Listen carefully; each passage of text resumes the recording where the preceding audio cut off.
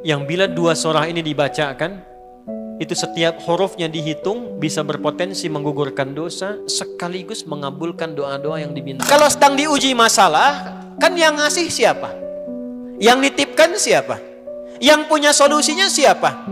Kalau Anda tahu yang punya solusinya Allah, kenapa curhatnya bukan kepada Allah? Saya biasanya kalau mau berangkat umrah, Ustaz titip doa, ayo tulis banyak tuh. Nggak saya baca. Ini hanya Allah turunkan untuk umat Nabi Muhammad SAW. Catat ini ya. Dan saya belum pernah bagi dimanapun yang ini, yang versi lengkapnya. Kalau bisa dilakukan, bukan hanya dosa digugurkan, tapi setiap hurufnya mempercepat terkabulnya doa kita di hadapan Allah Subhanahu wa Ta'ala. Ya. Ada dua surah di dalam Al-Quran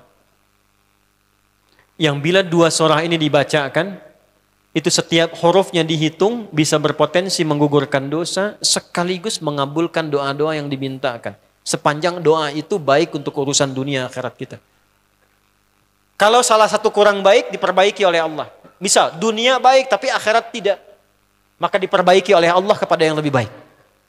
Surat pertama Al-Fatihah, surah kedua Al-Baqarah. Ya. Sebelum doa baca tuh Al-Fatihah sama Al-Baqarah. Tapi Al-Baqarahnya tidak dari ayat yang pertama. Kepanjangan. Cukupkan di ayat 285 sampai ayat 286, dua ayat terakhir. Hadisnya sahih. Kalau mau dikuatkan biasanya banyak ulama memasukkan ayat 284. Ada yang sudah masuk ke dalam Ka'bah di sini? Ini informasi saja. Dan tiga ayat ini, Al-Baqarah 284, 285, 286, itu ayat yang dituliskan di dinding Ka'bah. Itu yang saat berhala dikeluarkan, gambar-gambar dihapus, itu ya, syair-syair diganti dengan ayat Quran, sehingga jadi kain kiswah Ka'bah di luar. Itu ada sejarahnya. Yang di dalam pun dihiasi dengan hiasan ayat Al-Quran. Di antara yang dituliskan itu Al-Baqarah ayat 284, 285, 286. Intinya di 285 dan 286-nya. Tadi rakaat pertama yang saya bacakan dalam salat Isya. Hadisnya sahih. Itu spesial malaikat Jibril turun kepada Nabi Muhammad SAW mengabarkan kabar gembira siapa yang membiasakan membaca Al-Fatihah. Ya, kemudian dua ayat terakhir di Al-Baqarah dari amanar rasulu sampai fansurna 'alal qaumil kafirin. Tidaklah dia membacakan itu kecuali setiap hurufnya dijaminkan mengabulkan doa-doa yang dia mohonkan sepanjang benar doanya dan tidak diselimuti maksiat. Ini maaf ya. Ini saya minta maaf dulu nih. Kalaupun Anda benar doanya khusyuk sampai nangis, tapi ada selimut maksiat dalam permohonan doa itu pengabulannya mental lagi. Hadisnya sahih. Thumma dzakara rajula يطيل السفر أشعث أغبر يمد يديه إلى السماء فيقول يا رب فقال رسول الله صلى الله عليه وسلم أن يستجاب لذلك فمطعمه حرام مشربه حرام ملبسه حرام وغذي بحرام فأن يستجاب لذلك رواه مسلم. Nabi mengisahkan seorang lelaki menempuh perjalanan jauh. Awas, menempuh perjalanan panjang untuk ketaatan itu mempercepat doa dikabulkan 2 kali lipat dibanding orang biasa. Makanya kalau ada orang mau ke Mekah umrah, mau haji, titip doa. Ada yang mau beasiswa ke Madinah, ke Mekah, ke Al-Azhar, ke Mesir, titip doa. Saya biasanya kalau mau berangkat umrah, Ustaz titip doa, ayo tulis banyak tuh. Nggak saya baca. Saya simpen aja, ntar dekat Ka'bah, ya Allah engkau maha mengetahui. Ya. Mohon kabulkan semua doa-doa ya dari teman-teman jamaah yang dititipkan dalam kertas yang telah mereka tuliskan itu. Simple Pak, daripada capek kita bacakan satu-satu. Dan alhamdulillah biasanya ya insya Allah terkabul. Insya Allah.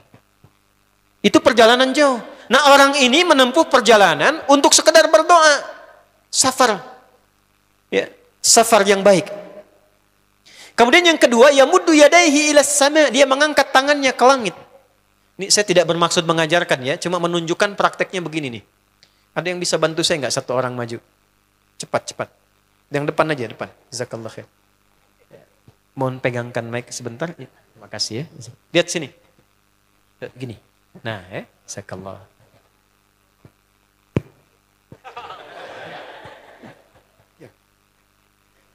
Nah, gini ya. Ini tangan, lihat telapak dua ya. Berdoa itu sesuai porsinya dan ikuti caranya Nabi. Kalau doanya formal dalam sholat dan diikat dengan gerakan, jangan kreatif. Ikuti seperti Nabi yang contohkan. Misal dalam sholat, shollu kama ra'aitumuni usolli. Sholatlah seperti kalian melihat aku sholat. Nanti ada 3 posisi atau sampai 4 posisi dalam sholat yang mempercepat terkabulnya doa. Posisi puncaknya sujud. Hadisnya sahih, inna ma aqrabal abdi min rabbih wa huwa sajidun fa aktsirud doa. Keadaan terdekat antara hamba dengan Rabbnya adalah saat sujud, maka perbanyak doa saat sujud. Tangannya posisi sujud begini, menempel. Jadi nggak usah begini. Oke, begini. Nah, ini di luar sholat. Di luar sholat, kalau berdoa tangan begini, lihat baik-baik ya. Ini kitabnya agak banyak, bahasanya panjang, saya berikan yang simpelnya saja ya. Baik. Ini kan teman-teman telapak yang kanan, yang kiri ya. Padukan begini. Ya. Lalu setiap Anda kan pasti punya garis yang kanan dengan garis yang kiri. Ada kan? Itu membentuk keseimbangan. Oh, ini bukan ilmu otak-atik ya. Ini ada sanadnya nih. Pertemukan 2 garis itu sehingga seimbang tangan ini. Tuh. Ini masalah sederhana tapi poinnya penting sekali. Sudah? Cara yang pertama begini. Ini di luar sholat dan bukan dalam posisi saat istisqa, saat minta hujan. Begini. Sudah? Pertemukan. Lalu letakkan sejajar dengan dada di sini. Ya. Jadi kalau dada itu, ini posisinya. Ini nahar. Di sini. Ini ada rongga dari bagian atas dengan perut, ada rongga kosong. Nah ini yang disebut dengan sodrun di sini. Ya, kalau kita meletakkan telapak tangan saat sholat begini, letaknya di sini. Yang ini perut, yang ini nahar. Doa itu di sini. Jelas? Semakin kita memohon dengan lebih sangat, naikkan sedikit begini. Sudah? Kalau istisqa, minta hujan, agak lebih tinggi ke atas. Nah ini cara mengangkat yang standar di sini untuk memohon. Jelas? Oke, jazakallah khair. Nah ini orang ini dia mengangkat tangannya. Jadi melakukan perjalanan jauh, mengangkat tangannya, ya muddu yadaihi ilas sama. Orang yang berdoa dengan mengangkat tangan itu dijawab doanya oleh Allah lewat keterangan Nabi SAW, itu bisa kama qala 2 kali lebih cepat dibandingkan dengan orang yang tidak mengangkat tangan saat berdoa. Jadi Anda cuma sekedar doa dengan mengangkat begini, itu lebih cepat potensi dijawabnya dengan mengangkat doa. Ada seorang bertanya pada Nabi SAW, hadis sahih, ya Rasulullah, bagaimana pendapatmu dengan seseorang yang meminta kepada Allah dengan mengangkat tangan, atau kama qala. Lalu Nabi mengonfirmasi, bertanya balik, bagaimana kalau ada seseorang memohon kepada Anda dengan mengangkat tangannya? Pak, tolong Pak, tolong Pak, tolong. Gitu kan? Di depan rumah Anda, 1 jam begitu Pak, tolong Pak. Kira-kira Anda beri atau tidak? Beri. Minimal kalau Anda nggak punya kemampuan, Anda referensikan atau beri sesuai kemampuan Anda kan? Angkat tangannya. Dia jawab, saya malu kalau nggak ngasih. Apa kata Nabi? Innallaha hayyun karimun. Allah itu lebih punya sifat peka untuk merasakan malu pada hambanya kalau dia tidak memberi ketika hambanya mengangkat kedua tangannya. Nah nanti ada beda-beda posisi saat khatib Jumat misalnya 1 begini untuk khatib. Makmum mengangkat 2 tangan. Yang ketiga dia mengatakan ya Rabb, ya Rabb. Asmaul Husna. Doa yang dibuka dengan Al-Asmaul Husna itu dijawab 2 kali lebih cepat dibandingkan dengan doa yang langsung dimohonkan kepada Allah. Itu perintah. Tahu Nabi Zakaria? Nabi Zakaria apa ujiannya?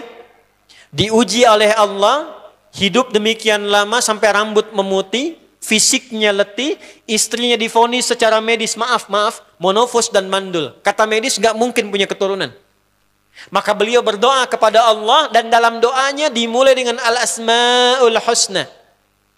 Sebelum sampai ke doa itu di Ali Imran ayat 38 sampai 39, buka dulu Quran surah 17 Al-Isra ayat 110. Ini perintah langsung dari Allah. Qulidullah awid'ur rahman ayyamma tad'u falahul asma'ul husna. Quran surah ke-7 ayat 180. Walillahil asma'ul husna fad'uhu biha. Fad'u biha. Qulid Allah, kalau engkau punya masalah hambaku, dan tidak ada di dunia ini yang tidak punya masalah. Quran surah kedua ayat 155. Wala nabluwannakum bisyai. Setiap yang hidup itu, aku pasti akan uji dengan masalah. Itu kata Allah. Jangan disimpan sampai di situ, teruskan. Bukan untuk membebani hambaku dengan masalah, tapi untuk menaikkan kualitas hidupnya sehingga menjadi lebih baik. Jadi ketika Allah titipkan masalah itu, bukan ingin membuat kita bermasalah. Tapi dengan masalah itu kita diuji supaya kualitas hidup kita menjadi lebih baik.